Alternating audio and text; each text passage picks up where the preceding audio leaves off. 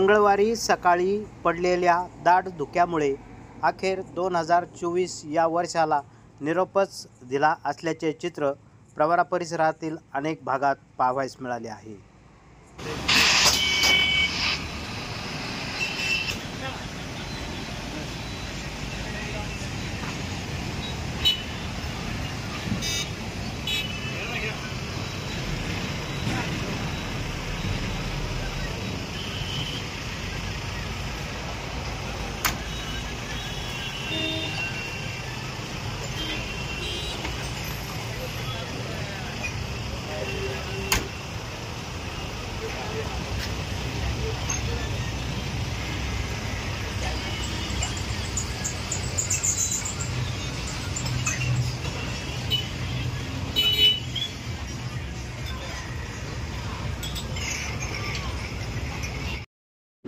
Pravara news चॅनलच्या नवनवीन घडामोडी जाणून घेण्यासाठी प्रवरा न्यूज चॅनलला सबस्क्राईब करा।